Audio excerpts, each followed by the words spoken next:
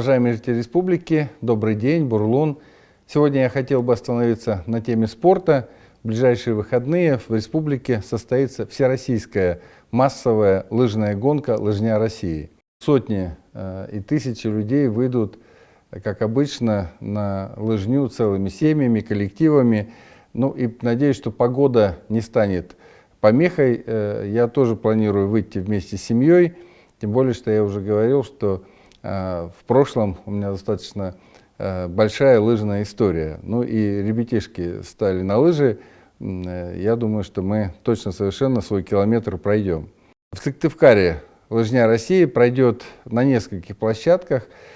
Первая – это лыжная база спортивная за железнодорожным вокзалом, также в Выжве, Красном Затоне и Верхней Максаковке.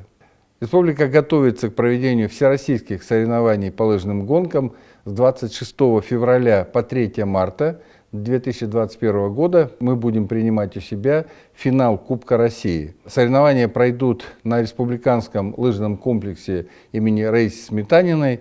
В них примут участие сильнейшие спортсмены страны, победители и призеры Олимпийских игр, мировых первенств.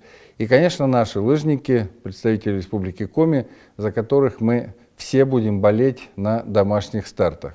Наша республика по праву считается одним из ведущих лыжных регионов страны.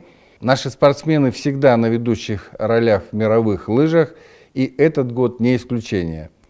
Юлия Ступак в этом сезоне уже неоднократно становилась победителем и призером гонок на этапах Кубка мира.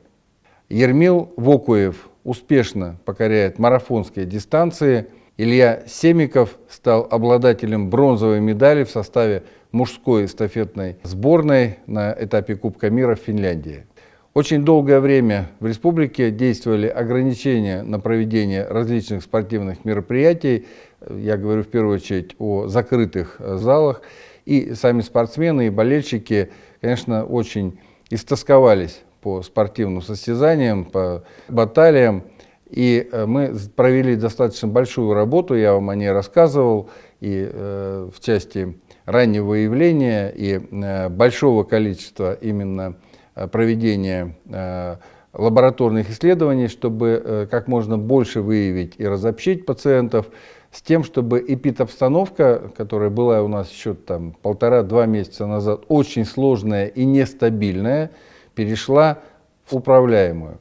Вот поскольку мы эпидобстановку с вами все вместе перевели в управляемую, это позволило внести нам на оперативном штабе предложение, и было поддержано указ о снятии ограничений, связанных с распространением коронавирусной инфекции, именно в части проведения спортивных мероприятий с участием болельщиков в закрытых спортивных сооружениях. Конечно, пока мы это делаем с ограничениями, то есть мы пока разрешили только 30% заполнять трибуны с болельщиком, но лиха беда начала, и это очень важный шаг. Это было очень важно сделать. Болельщики, как я уже сказал, просили об этом, и мы очень рады, что мы смогли вот такое решение принять. Еще хочу подчеркнуть, что мы очень серьезно относимся к укреплению материально-технической базы спортивных школ, в том числе и спортивной школы Олимпийского резерва. Это там, где готовится смена сегодняшним нашим чемпионам. Там воспитываются лыжники и биатлонисты. В прошлом году сюда были приобретены, в эту школу, большое количество инвентаря для подготовки к спортивному сезону, для участия в соревнованиях. В школе закупили лыжи-роллеры, кроссовки, лыжные палки, винтовки и пульсометры. Во многом улучшению базы, конечно же, поспособствовал федеральный проект «Спорт. Норма жизни». Это национальный проект «Демография». Спортшколы республики в 2020 году в рамках нацпроекта получили необходимый инвентарь на сумму более чем 10 миллионов рублей.